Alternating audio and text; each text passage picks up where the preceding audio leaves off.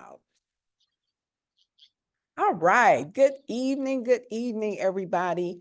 I want to welcome you to Product Overview with the Wellness Experts. Oops. And today, oh, there we go. That's better. Whoops. So today we're going to continue our discussion about water. And so what I did is I actually I'm identifying some water, and this is according to the experts from what I have been able to find thus far, where it talks about the different types of water, the safest water, the best water, yada yada yada. I've also got some information on some of the best water purification uh, systems. And I don't know if we're going to get to that, but I want to talk about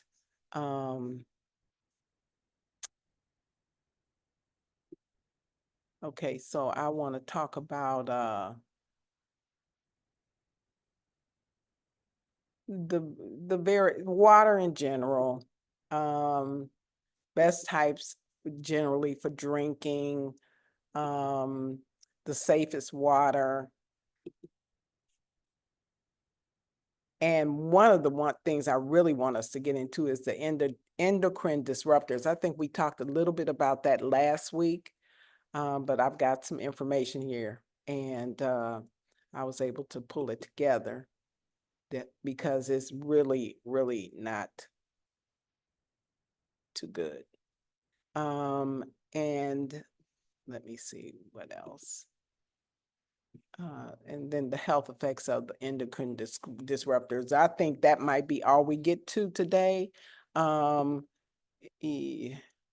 Except I did want to go over a few means by which you can help to purify your water, whatever you're drinking.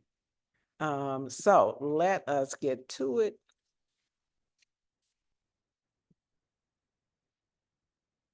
So I am going to share my screen. Let me get back over here.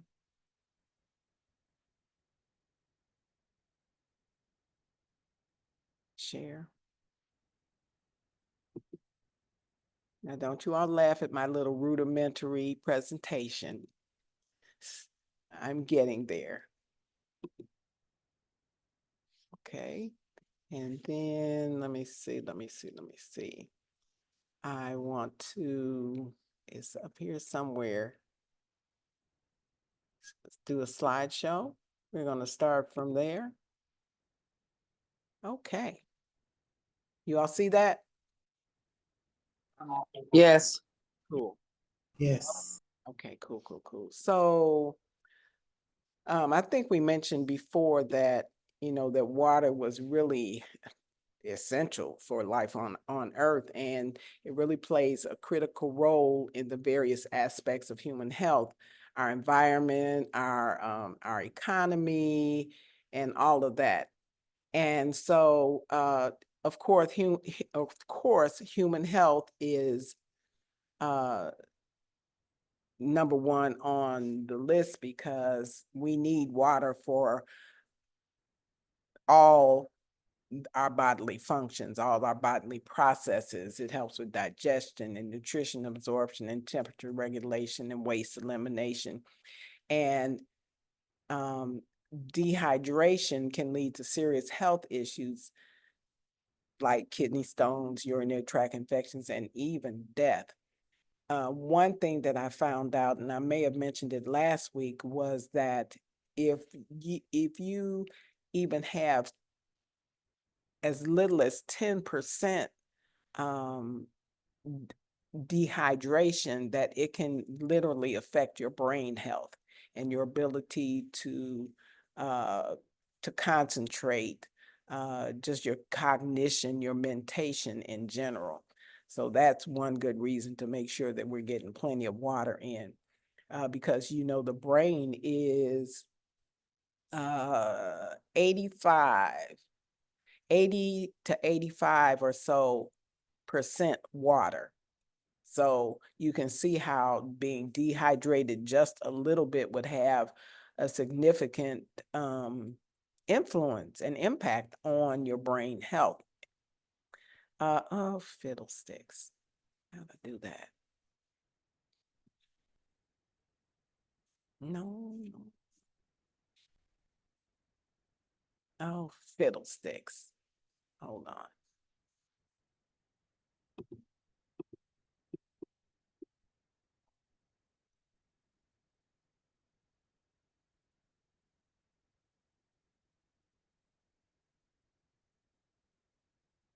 Okay, here we go. Um, then of course, agriculture, because in order to grow food, grow crops and what have you, you need water. You need water, you need to raise the livestock, you need irrigation systems and all of that, which all ties into our food supply as well as our food security. And then a lot of industries use water for various processes and manufacturing and cooling and, oh, come on. And things of that nature. And so if they didn't have enough water, all of those things would be hindered, and that would not only affect us in terms of our health, because maybe we might not be able to get enough foods, but also in terms of economic growth for our country. Then the other things, water is a must for sanitation and hygiene, so we need clean water for that. And that also helps with the prevention of the spread of disease, because, you know, we do proper hand washing and cleansing and waste disposal, et cetera, et cetera. And then it's also important for our ecosystems, because water supports our ecosystems, the biodiversity with rivers and lakes and all the waterways. And it is important for maintaining a certain balance in the natural world. You know, the fish need water and the animals need water to drink, et cetera, et cetera, et cetera. Oh, come. Okay. And so, let me grab a clock. I'm going to try to talk fast so we can get to more. Okay, so we did that. So then, according to the experts, the best water to drink generally depends on personal preference and specific health needs. And these are some of the common types and their benefits. Well, tap water. And I know the reason that they had that as probably number one, because in the perfect world,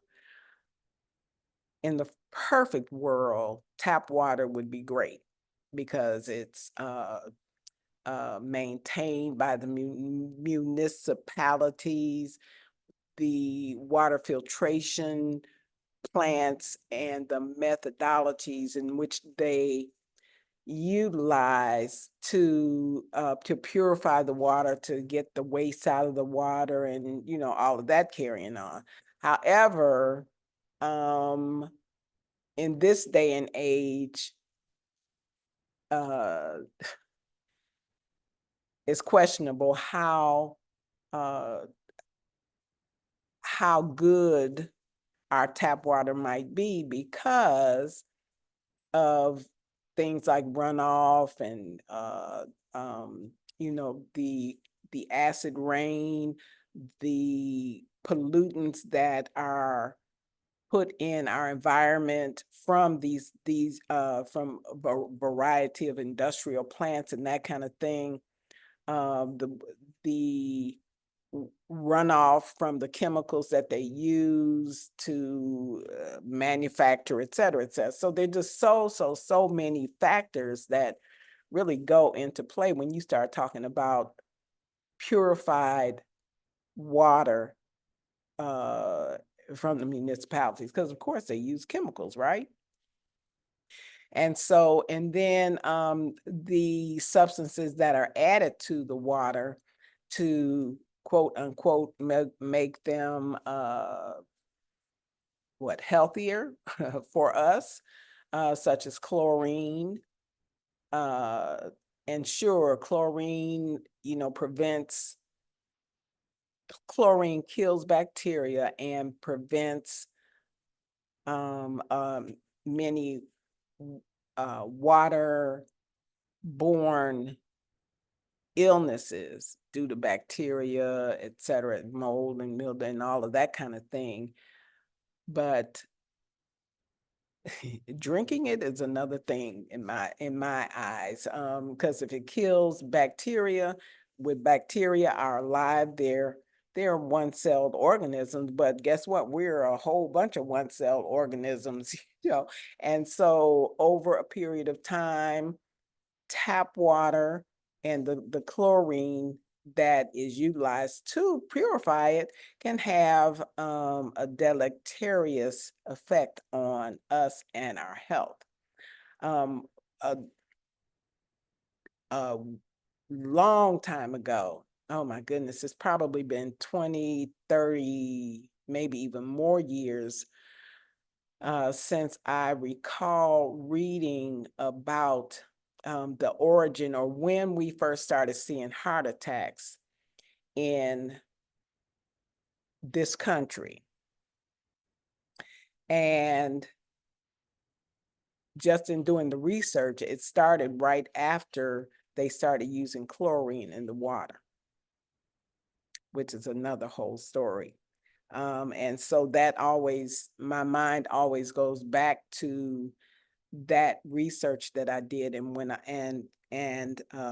found that out, and it was just kind of horrifying because that has become our number one, the health disparity in this country, uh, poor heart health, high blood pressure, and heart disease in general. So just a sidebar. Then the other thing that is added to our water,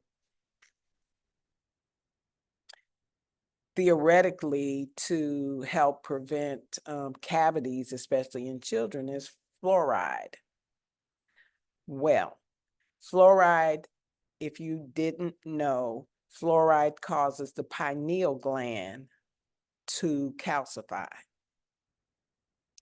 And the pineal gland is very important in terms of our ability to communicate and connect with, I'll just say, our higher power, whatever you call that, because we are a part of the universe and the universe is a part of us. And so all of the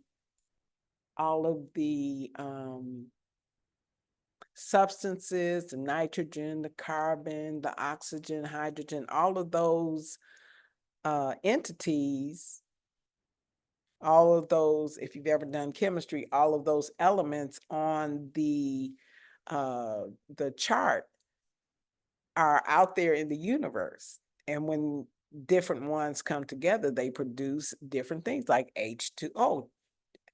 Two hydrogens to one water, to one oxygen makes water, and so on and so on. And so all of those elements that you see on that chart, they're out there in the universe, and guess what? And they're within us too.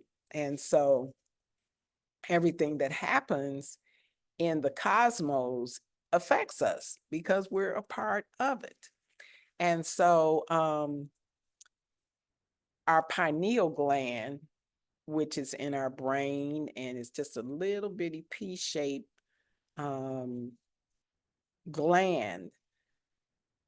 is like, it's kind of like an antenna.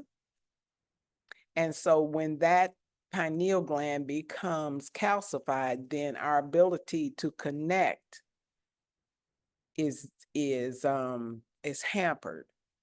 And so with that being said, then we can be kind of led around like sheep being led to slaughter. Check it out for yourselves. Do your due diligence, check out the pineal gland, its function, and then you will see what I am saying. And we can have a discussion about that at some point in the future. So anyway, let me get back to the tap water. So like I said, it's pretty much regulated by local governments to ensure safety, quote unquote. And it does contain essential minerals like calcium, magnesium, manganese, copper, all of those minerals might in varying levels be considered contaminants, but water in general has minerals in solute in them, and they are beneficial to us as humans. And then we've got filtered water, which is tap water, which is passed through some sort of filter to remove the impurities and to improve the taste. And some filters remove chlorine, some lead, and other contaminants like hair shavings, bloodworms, and on and on and on. And some filters don't remove anything but like chlorine. For instance, I have Enagic, the ionizer, and I was so happy to get it. I pined over that thing for years and years and years. And they can be a bit pricey. And so a friend of mine gave me his, and I was so excited. And so it came time to buy a filter, and I called the company because this whole thing about what's the name? Flint, and their lead situation in the water. And so it came time to buy the filter. I said, I wonder if this machine actually filters lead out too, thinking, it's getting all the impurities out, plus the chlorine and this, that, and the other. And I called the company and asked them if it removed lead. And you know what they told me? Yo, it only removes chlorine. I was appalled. I couldn't believe it. And so here I thought I had this machine that, just did some of everything, and the water I was drinking was just so pure and not.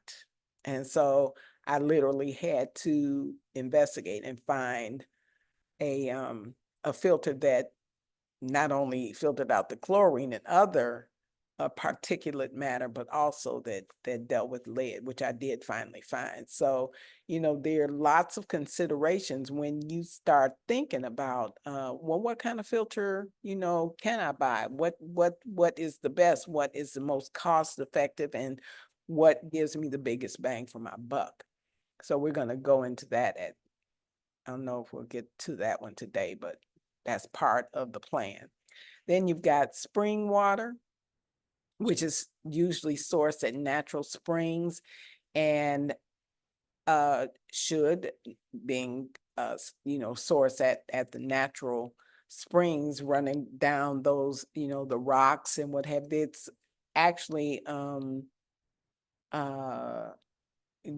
incorporating or gathering, even I guess I could say, some of the natural minerals that it passes by and that it comes in contact with. And so it's typically, again, bottled at the source with minimal processing. And then we've got mineral water that comes from mineral springs and contains, again, more a variety of minerals like calcium, magnesium, both of which can benefit us in terms of our health. Then we've got distilled water, which is water that is boiled and condensed to remove the impurities and the minerals. And it's very pure, but again, it's all the minerals and are all taken out. So literally you end up with this water that has nothing in it. Now, I know some people, well, I did know some people who only drank distilled water. They had their own distillery, distiller, I should say, not distillery. And that was all they drank. Some of them added minerals, uh, is it micro minerals? Yeah, into it to supply the things that had been taken out. But then there were others who didn't. And when you drink distilled water for any given time, because there's nothing in it in solution, then it's going to draw from your body. So again, excuse me, distilled water for extended periods of time is not good. It's excellent for when you're fasting or detoxing and that kind of thing. That's a good time to use it. But other than that, it should be for short periods of time and for specific things, like if you might be making some perfume or some people use it for make homeopathic remedies or some other home DIU project, then you might want to use distilled water again, because there's nothing else in there and it's not going to really change the it's not really going to change your formulation. So it's great for that. And then you've got alkaline water, which has a higher pH level than tap water and is many times marketed as balancing for balancing the body's pH. Some people believe that it provides health benefits although scientific support is limited, they say. And as you know, with our Flat Belly Lifestyle Cleanse, we do encourage people to drink alkaline water while they especially are on the cleanse, because it just assists in raising your own pH and providing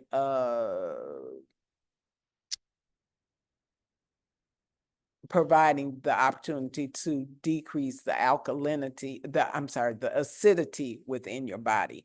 And if you all recall, acidity in the body is the perfect medium for disease, dysfunction, and degeneration.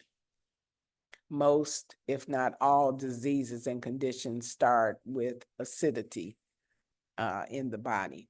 And that acidity can most times come from just the food that we eat, especially if it's cooked food, and too much sugar and too much animal protein. So that is a way of what happened. That is a way of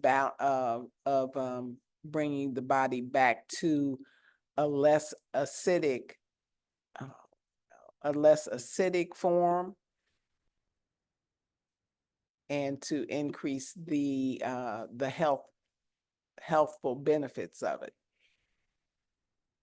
And then we've got electrolyte water, which is an enhanced water. Electrolytes like potassium, magnesium, calcium, manganese, and others, copper, et cetera, are actually added to the water to increase the to replenish what you've lost, especially through sweating when you're exercising, or you have some condition or activities that involve a lot of fluid loss from your body. It's when babies or even adults have diarrhea, then you want to replenish the electrolytes. So you would use like a water that was enhanced with electrolytes. One of the most famous ones, which is not one of the best ones, but Gatorade is enhanced with electrolytes and things like Pedialyte and that kind of thing. Yeah, so, and now they even have these tablets that you can put in your water to utilize before and after exercising or, running marathons and that kind of thing. They promote that kind of thing there.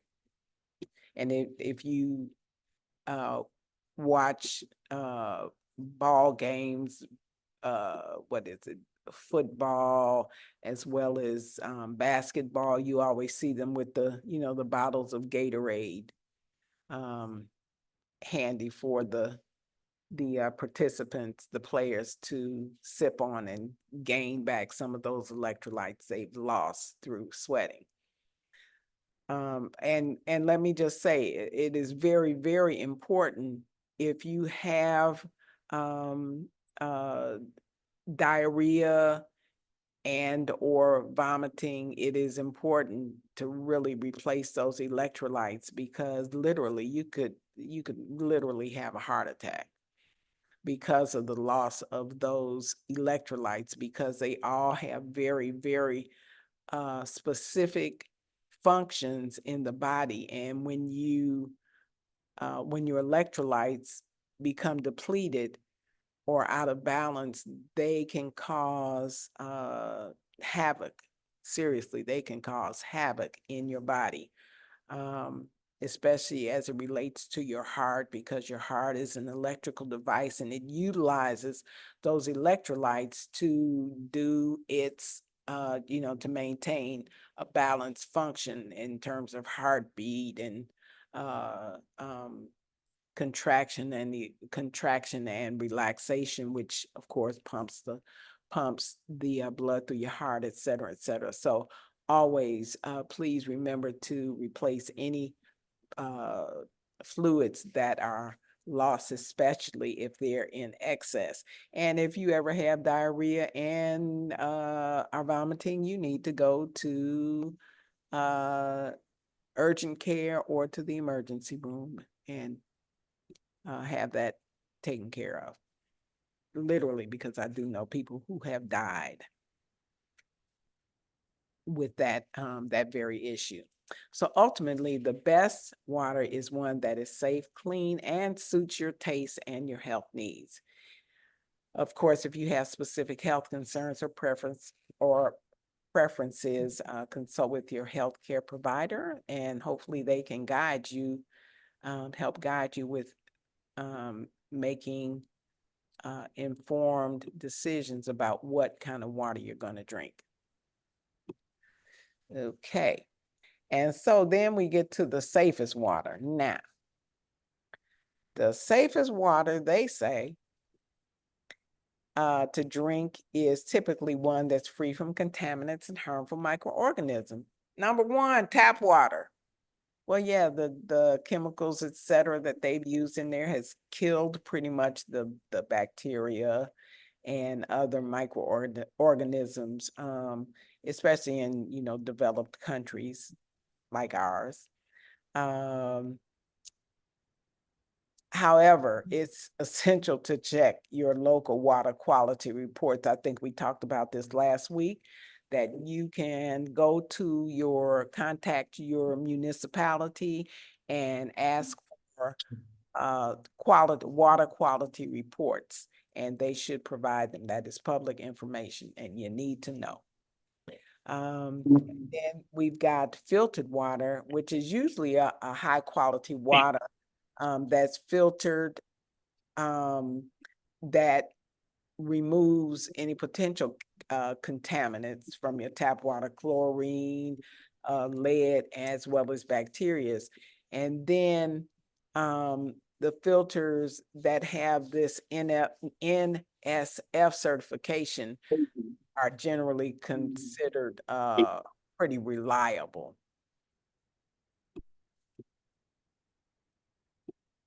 And then, sorry, that one's kind of small. Then we've got bottled water, which is often considered safe, especially if it comes from a reputable source.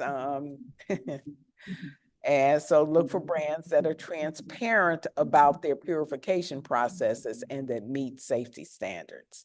And I'm not going to call any names, but I'm sure over the years, everybody has heard of and or seen or experienced issues with uh, fairy tales about where the bottled water comes from and the processing, et cetera, et cetera. So that's what they mean about reputable sources. And then again, it's good to do your due diligence because some of the soda pop companies, they own the different bottled water companies, and so sometimes the quality can be suspect, because the almighty dollar is what it is all about. And so check out whatever water you drink or you think tastes really good or is good for you. Check out, do your own due diligence. Don't just rely on what they say. And then boiled water. Now, boiling water is an effective way to kill bacteria, viruses, parasites, and making it safe to drink. But it can be questionable about the real safety of this. I know some people boil water, you have a rain and the water overflows or something, and then you have this all out public announcement, for everybody to boil their water. Well, that is a safety measure in and of itself at the time. But one thing I'd like to caution everybody about, because I know we boil water to make tea or to make instant coffee and other things of that nature. And I know some people put that pot of water on and they keep reusing, they keep reheating it. Well, that is not a good idea, because every time you boil it, the contaminants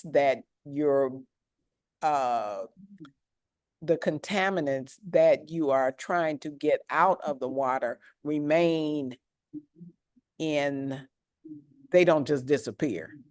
They become concentrated at the bottom. And so every time you reboil that water, you're concentrating whatever it is you were trying to boil out in the first place. So boil it once and discard it. And if you need more water, put some fresh water in and boil that. I know some of us get those electric pots that boil the water for you.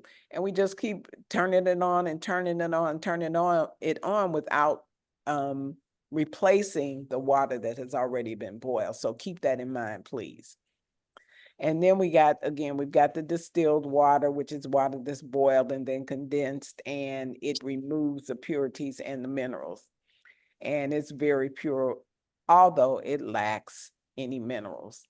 And then we've got reverse osmosis water, and this is a method that uses semi-permeable membranes to remove ions and molecules and larger particles from the drinking water. And so there are many different reverse osmosis systems out there. So it's always good to, again, do your due diligence and check. Don't just hone in on one, check out several and see which has the most effective methodology or findings about the contaminants that they remove and how much of them. So for the best safety, always ensure that the water source is reliable and that any filtration or purification methods used are appropriately maintained. And that can be said for, like I just mentioned, about boiling water. And then the other thing is about systems that have filters, like the reverse osmosis. You got the Brita, you got the this, that, and the Pure, the this, that, and the other. And, they have filters in them that allow for the collection of a certain amount of impurities, and then it starts to beep or give you a red light or whatever to say time to change the filter. Well, it's a good idea to change that filter. Otherwise, you could just be pushing those same contaminants that you've been using it to siphon out. You could just be pushing them back into the water that you're drinking. Okay. So the safest, did I already said that? Yeah, I did. What happened? Okay. What time is it?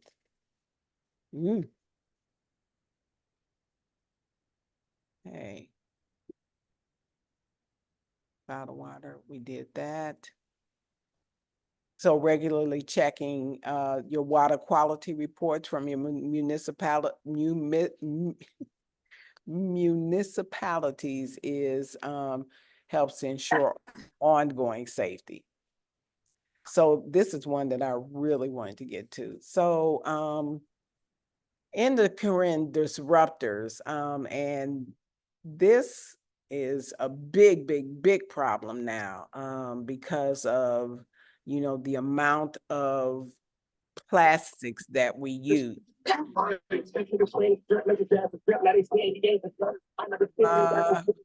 Somebody, can you mute? Thank you. So these are common endocrine disruptors, and basically what they are is chemicals that interfere with the endocrine or hormonal system, and they can be found in various sources, including water, and may pose a health risk to humans as well as wildlife. And these are some of the endocrine disruptors. And like I was saying, everything, well, I'm not going to say everything, but so many of us use so many plastics for daily use, for storing things, for freezing things, for carrying your little snacks around and your lunch and the this, that, and the other. Not to mention I have millions of bottles of water that we are consuming on a regular basis. You know, every person you see probably has 1 or 2 bottles of water in plastic that they're carrying around to try and, maintain hydration. So it's really becoming a problem. The poor fish, the animals, just really unfortunate uh, consequences of our need or our use of plastics and our disregard for the environment, especially when it comes to disposing of those plastic waste. So common endocrine disruptors in water come from pharmaceuticals. Remember when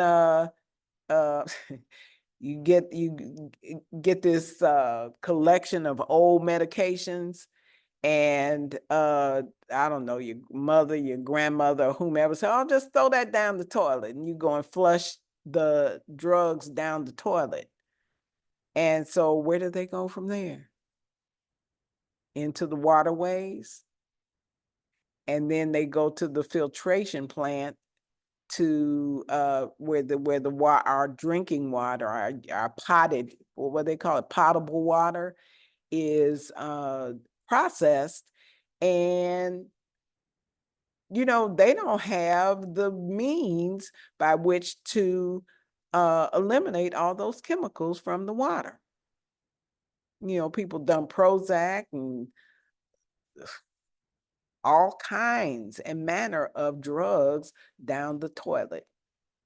So, those indeed are hormonal disruptions or endocrine disruptions. Even, medications like birth control pills and all this kind of stuff has entered our water systems through human waste, as well as through, putting putting these things down, throwing them down the toilet, thinking we're, protecting the babies and, and that kind of thing from old medication that they might think is candy and on and on and on. So this is one of the reasons that, they have now encouraged people to take your unused or old drugs to the police station, to different collection places like, I don't know, Walgreens, and we take them to the police station here. But so keep that in mind next time you need to dispose of some stuff.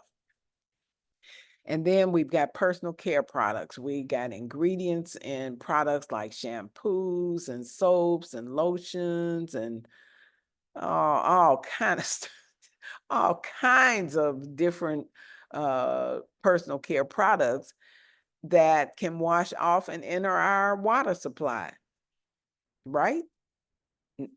Not just the dirt, but all of the stuff we use to get the dirt off, and then the the shampoos and the hair conditioners and just on and on and on. So these are really, really, really things to think about when you think about the water that you're using, and especially drinking. And then we've got pesticides and herbicides, and these are chemicals that they use in agriculture, and they can run off into the water bodies, which they do, not just can, they do. And so again, the water filtration plants, I mean, it's just almost impossible for them to be able to remove all of these chemicals from the water. And then we've got industrial chemicals like compounds that are polychlorinated phenols, that's the PCBs, the dioxins that they use to purify different things. I remember I was with a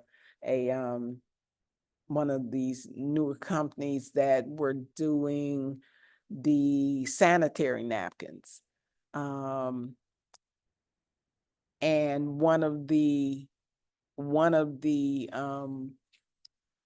findings was that prompted them actually to even begin to attempt to make sanitary products naturally, was that one of the substances that they used to purify the cotton and the other things that they used to make them were dioxins. And these were causing many different symptoms and health issues with women who were utilizing them, these sanitary products. So,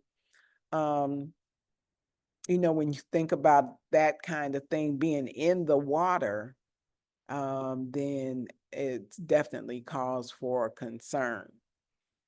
And then we've got the plasticizers, the BPA, the phthalates, which are used in plastic production. And these chemicals can actually leach into the water from the plastic containers and packaging.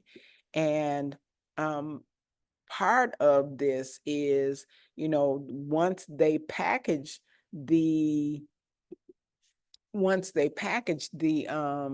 water and they ship them to the warehouses by the millions, and then they sit in the warehouses for we don't even know how long, and then they're shipped to the store and they sit there in the window with the hot blazing sun beaming down on them, and these chemicals are being leached into the water, which is not good. And trust me, they have found things like the phthalates and the BPAs in mother's placenta, in the baby's bloodstream already, and this kind of thing. Not to mention the disruption to not only our reproductive health, but also that of the animals and the seafood that we eat. So reproductive issues is one of the health effects of these substances, these hormone disruptors. Exposure to these endocrine disruptors can affect reproductive health, leading to infertility, developmental problems, as well as hormonal imbalances. And then you've got developmental problems. These chemicals can interfere with growth and development in children. And we're seeing a lot of this. We're seeing a lot of kids with ADHD, and these kinds of issues. And how are they remedied? With some more drugs, which is unfortunate. So this potentially can cause long-term health issues. And we're seeing more and more kids with ADHD. And then there's cancer. Some endocrine disruptors are linked to the increased risk of cancers such as breast cancer and prostate cancer, as well as colorectal cancer these days. Then we've got metabolic disorders where the exposure can contribute to things like obesity and diabetes and other metabolic disorders like high blood pressure, respiratory issues, allergies, all kinds of disruptive, dysfunctional, degenerative conditions that we wonder, where did this come from? What's really going on here? And when you really stop to think of what we have been ingesting, knowingly or unknowingly, then many times we're at a loss. And we're at a loss, and then it doesn't help much that our traditional Western medical model does not really not equate, but connect the two,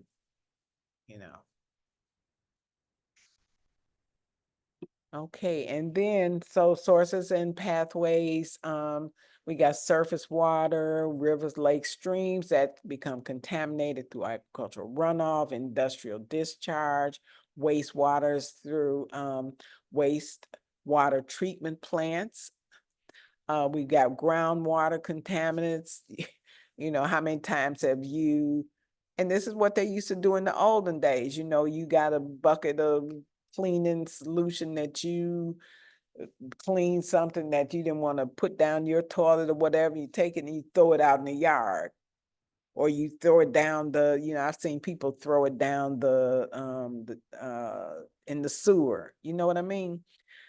So many things we do unknowingly that can have consequences for all of us.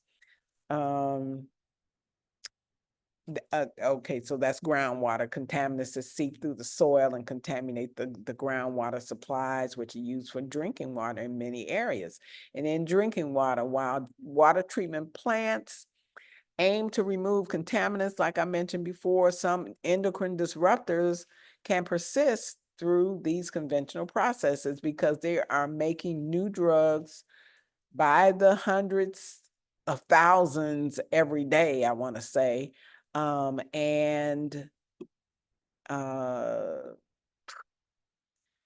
it's needless to say, it would be it's very difficult for the water treatment plants, even the FDA, to keep up with all of this. And again, if we take it in, it's got to come out. And so that contributes to, a lot of this stuff being up in the waters. And we are, yes, Brenda, we're out of time. Let me see if there are any questions okay, well, let me just say this last bit here, and we'll be done with that portion. So improved water waste treatment plants, advances in treatment processes like using activated carbon filtration, ozonation, and advanced oxidation can be helpful in removing some of these endocrine disruptors. And that all depends on the progressive and up-to-date treatment processes that the different municipalities utilize. More regulation and monitoring, enforcing stricter regulations on especially industrial discharge and agricultural runoff can definitely decrease contamination. Then public awareness, the public needs to be educated about the proper, again, disposal of pharmaceuticals and reducing the use of products containing endocrine disruptors, and all of this can minimize contamination. And then more research and innovation, ongoing research to develop better detection methods and more effective treatment technologies are crucial to addressing this issue. So in conclusion, endocrine disruptors in water present a significant environmental and public health challenge, and addressing these issues requires a combination of advanced treatment technologies, regulatory measures, public awareness, and continued research.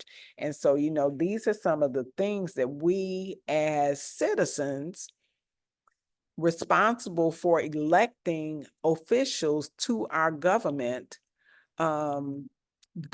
bodies, these are questions that we need to be asking these people, especially in our local areas, because this is affecting all of us, not only us who are alive and having to deal with this now, but those future generations. If we mess up this environment, what are we leaving to the children?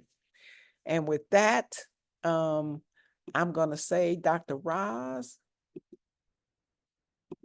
let me look and see if there are questions in the chat. No, not, let's see. Nope, just good evening. So you all good? Anybody got anything? Very good information, Dr. Betty. Thank you. Great. I'm glad you all, I try to bring it now just to You bring stimulate, it. stimulate, because these are not things we think about. We think, oh, let me get a glass of water. Let me get a bottle of water, get your bottle of water. Oh, it's been in the trunk for how many days? You know, Right. infusing, it's hot, now it's cold, and the bottle's expanded and it contracted, and it's so So I much have to a think question to about. ask you, Dr. Betty, real quick. Mhm. So I boil my water a lot, Mm. and I didn't know about the not having anything left in it afterwards.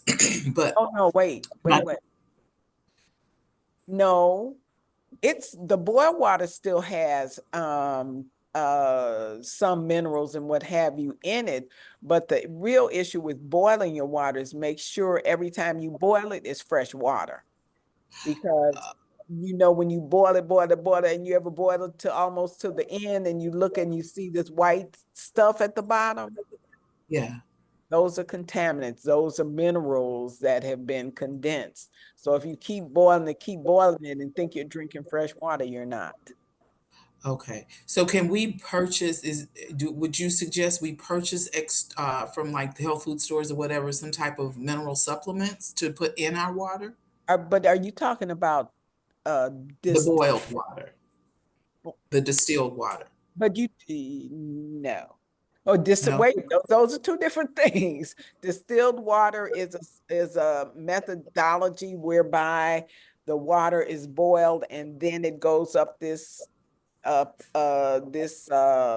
is captured up top. The water vapor is captured up top, and then it is dripped into a bottle or what have you, and all of the contaminants are down in the pot. Okay, I Yeah, see. Well, I'm just distilling talking is a about the boiled specific water. is a specific process. And Okay. so that has nothing in it because I see. Okay. everything else is down in the pot, and the vapor, which is collected at the top and then it's dripped down into usually a glass container. There's nothing in there but H2O. Okay. Thank you for clearing that up. Yeah, yeah. Anybody else?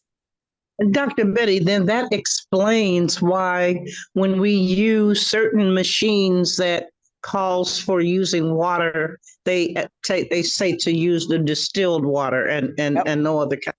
Yep, because those minerals can actually clog up the holes or the whatever. Right, right. No, I Greater, thank you because yeah, I yeah, got a much better understanding of all of it tonight. Because I'm one who will fill the tea kettle and boil the water and yeah. then then if I need it later on, I just turn the fire Just turn it on. back on. Exactly. Right. So I thank you for the knowledge that you've given us tonight. Oh, you are so Awesome. welcome. Thank you. Thank you. Okay, guys, is Dr. Roz here? Yes, Oh, they ma'am. do that Can you hear to me? This time is messing me up. Wow. What's the The matter? last we heard is that they still, well, this was this morning,